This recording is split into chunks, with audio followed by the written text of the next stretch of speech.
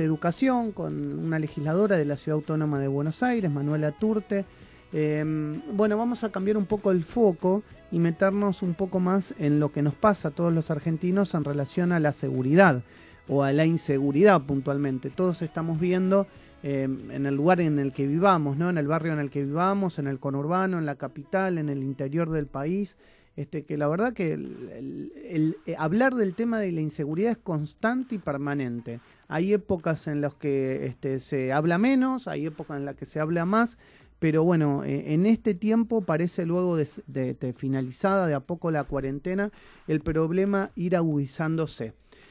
Vamos a charlar con Alejandro Mansilla. Alejandro es presidente del Movimiento de Reafirmación Peronista y sé que tiene algunas propuestas, las he leído, en base a eliminar el Ministerio de Seguridad, por ejemplo, de la provincia de Buenos Aires y crear algún otro tipo de organismo. Bueno, vamos a charlar con él para tratar de reflexionar y desandar ese camino.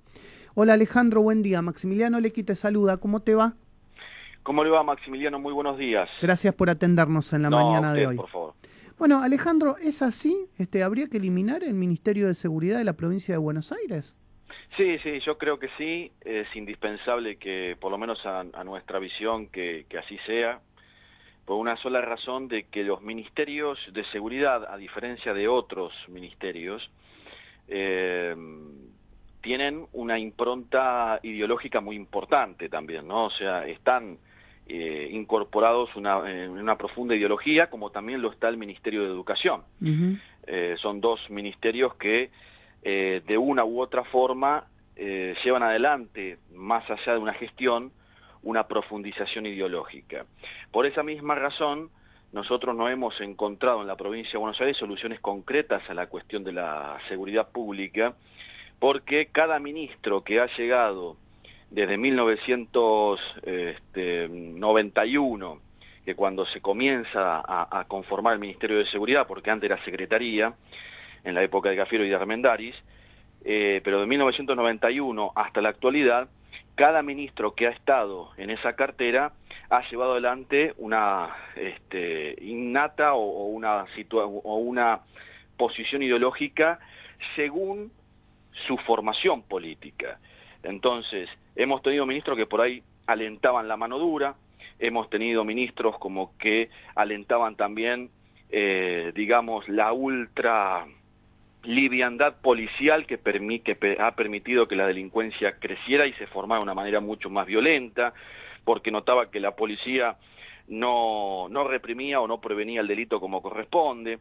Entonces, para nuestro criterio creo que es indispensable crear una agencia que esté separada del organigrama provincial, que sea autárquica, que el único, funcionario que conduzca esa agencia tiene que ser, sí, propuesto por el gobernador, pero aprobado por la legislatura bonaerense.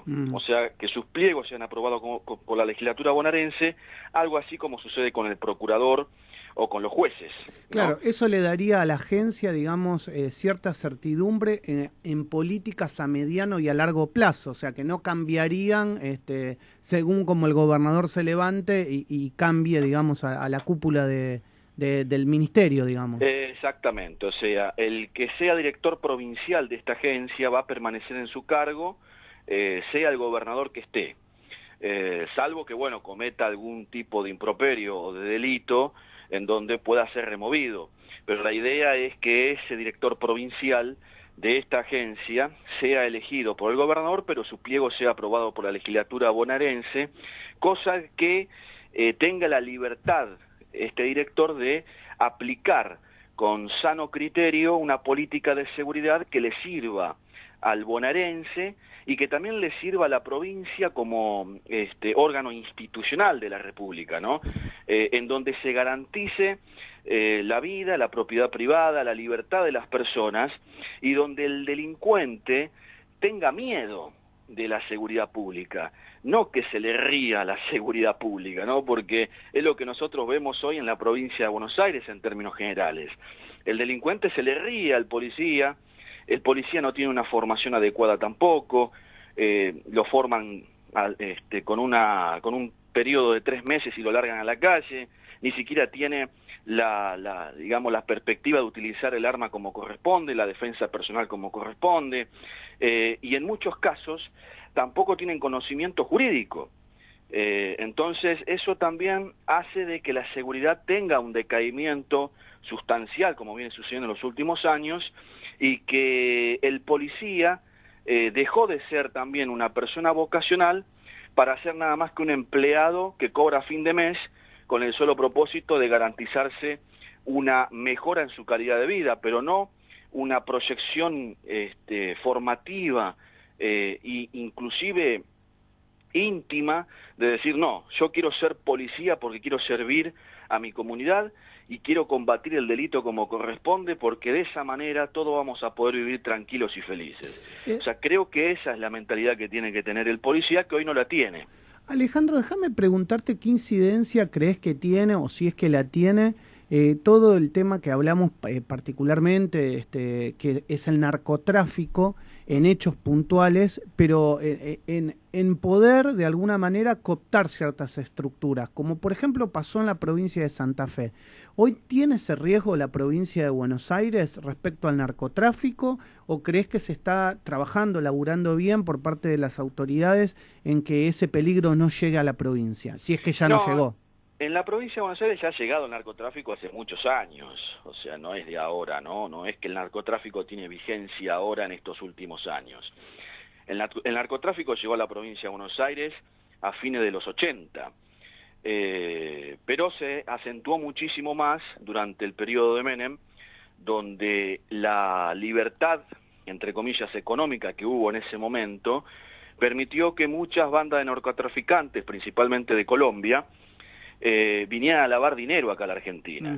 Y han hecho sus pingües negocios, principalmente con los barrios cerrados, los restaurantes, o sea, han blanqueado mucho dinero aquí a través de una economía formal, pero trayendo dinero sucio.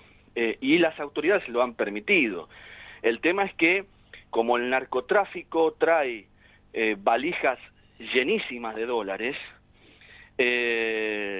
digamos que en aquel momento, como en la actualidad, muchas autoridades, lamentablemente débiles de moral y de ética, se han servido de esas estructuras para poder beneficiarlas y beneficiarse ellos con, digamos, coimas suculentas. Y por eso se ha permitido que la droga llegara principalmente a los barrios vulnerables. Claro. Porque si vamos al caso, hace 30 años atrás, el consumo de drogas era un problema de la clase alta o media alta. Ahora el problema de la droga ha llegado muchísimo a las clases bajas y desde hace más de 25 años que tenemos este problema.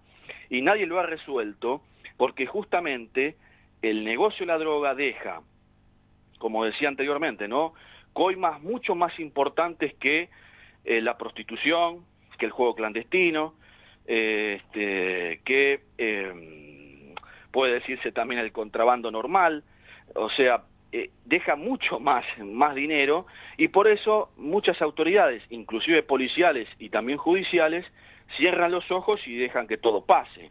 Entonces, y hay otra variable también, que estas bandas de narcotraficantes tienen también un cuadro de asesores jurídicos muy importantes, muy pesados, que son los que tienen también tejidos muy interesantes en el Poder Judicial que les permite tener cierta impunidad. Claro. Entonces es un sistema muy engorroso que para poder modificarlo, indudablemente hay que modificar la política y hay que tener un gobierno que tenga una mentalidad férrea al momento de combatir este tipo de organizaciones, como por ejemplo lo ha hecho Uribe en Colombia, o lo ha hecho siendo socialista Lula en Brasil. Entonces me parece que eso es lo que hay que tratar de buscar, o sea, tratar de modificar el escenario político, las autoridades políticas que vengan con un discurso totalmente distinto y con la convicción férrea de que se debe modificar la ética y la moral de la funcionabilidad política y de los organismos institucionales que están intoxicados con estas bandas de narcotraficantes, para así después combatirlos y erradicarlos del escenario público, ¿no? Pero la provincia de Buenos Aires es, hace años que están asentados estas bandas, quizá no en la magnitud de cómo se manejan en Rosario, pero sí hay situaciones que no se ven, que los medios no lo muestran, en donde vos en los barrios bajos de la provincia de Buenos Aires, todos los días tenés muertos por luchas de bandas. Lo que pasa es que no se cuentan. Es que eso es lo preocupante, porque digamos, eso después se empieza a extender, es como que empieza a correrse en el territorio, como ha pasado en Rosario, ¿no? Empezó en la zona sur de Rosario, en un problema focalizado y terminó corriéndose casi a todo el sur de la provincia. Totalmente, totalmente. Y en la provincia de Buenos Aires, cuando vos entras a una villa, que lamentablemente hay gente buena de trabajo, pero lamentablemente también hay mucha gente que se dedica al negocio de la droga. Y cuando entras a cualquier villa de cualquier lugar del conurbano bonaerense, te vas a encontrar todos los días con enfrentamientos de bandas que responden a distintos liderazgos de narcotraficantes, y en donde te encontrás con 3, 4, 5 muertos por día. Pero esto no se cuenta, no se calcula, no se dice en los medios de comunicación. Lógicamente lo que sale en los medios de comunicación son las muertes que causan estupor, que causan dolor, si se puede decir general, porque por ahí cuando se enfrentan una banda de narcotraficantes con otra banda, en el medio queda un ciudadano común que en la balacera termina muriendo porque pasó por ahí, como ha sucedido en Dock Sud, por ejemplo, o como ha sucedido en Quilmes en los últimos meses. Pero después el contexto interno oscuro es que vos tenés de 5 a 6 muertos por día en los barrios vulnerables por enfrentamiento de bandas de narcotraficantes. Es un número importante, es un número importante. Alejandro, déjame preguntarte, a mí no me gusta mucho personalizar a veces en los nombres, pero bueno, estamos hablando de un área muy sensible como es la seguridad, y hoy el ministro de Seguridad de la provincia de Buenos Aires es hasta mediáticamente más conocido que la propia ministra de Seguridad a nivel nacional, es decir, Sergio Berni tiene un alto nivel de conocimiento y mayor que el de Sabina Frederick. ¿Vos qué pensás en relación a su trabajo?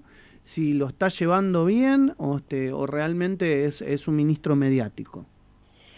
No, Berni es un vendehumo, yo lo considero de esa manera, ¿no? O sea, siempre es un hombre formado, no voy a negar. Es un hombre formado en la medicina, un hombre formado también en el orden militar, pero su formación dentro del ejército siempre ha estado vinculado a la medicina, ¿no? Él es cirujano. Se abocó a la cuestión de la seguridad pública por una cuestión quizá más de encontrarle un posicionamiento político a su figura. Pero convengamos que cuando fue secretario de Seguridad de la Nación, desde el 2010 hasta el 2015, mucho no ha hecho para combatir el narcotráfico. Es más, él había ideado el famoso Comando Sur, que era todo este tema pragmático de traer gendarmes, prefectos, policías de seguridad portuaria al conurbano bonaerense para controlar justamente el delito organizado, y realmente que en esos 5 años el delito organizado creció mucho más que en años anteriores, porque los búnkers de cocina de drogas aumentaron en todos los barrios vulnerables, el consumo de drogas aumentó considerablemente, el tráfico de armas fue terrible en ese momento. ¿Por qué fue terrible? Porque claro, como Berni decidió que los gendarmes y los prefectos que estaban apostados en las fronteras marítimas y terrestres del norte, sur, este y oeste del país vinieran al conurbano bonaerense, la droga se coló por todos lados, y el tráfico de armas se coló por todos lados, y el tráfico de personas, porque esto también hay que contarlo. Hubo muchos casos, y existen hoy todavía, casos de secuestro de menores o secuestro de mujeres que después son vendidas fuera del país para ser prostituidas. Y viceversa, personas que son secuestradas en países limítrofes y son traídas a la Argentina para ejercer la prostitución en centros clandestinos horripilantes, ¿no? Y bueno, el tema es que, vuelvo a decirte, Berni como secretario de Seguridad de la Nación en ese punto fracasó. Entonces, ¿cómo no voy a pensar de que como ministro de Seguridad de la provincia de Buenos Aires no va a hacer lo mismo? Lo que sí creo que él tiene un contexto, porque garpa políticamente, de decir, bueno, voy a hacerme el Steven Seagal, ¿no? Para decirlo de manera popular. Y le sale bien, ¿no? Le sale bien. Y entonces políticamente a él eso le sirve porque se instala, porque tiene una imagen del duro, y en cierta manera quiere cooptar el voto la centro-derecha en la provincia de Buenos Aires, que el kirchnerismo, al kirchnerismo siempre le fue reacio, ¿no? Sí, sí, sí, sí. La última que te hago, y abuso de tu tiempo, vos representás o sos presidente del movimiento de reafirmación peronista. ¿Por qué en el imaginario colectivo uno piensa que si uno habla de peronismo, la seguridad debería ser algo laxo, algo como del dejar hacer, y vos lo que me estás reafirmando es todo lo contrario, la seguridad tiene que ser una política de Estado? Total, porque Perón la utilizó como política de Estado. Lo que pasa es que los muchachos que hoy están gobernando y que dicen ser peronistas no han entendido a Perón nunca.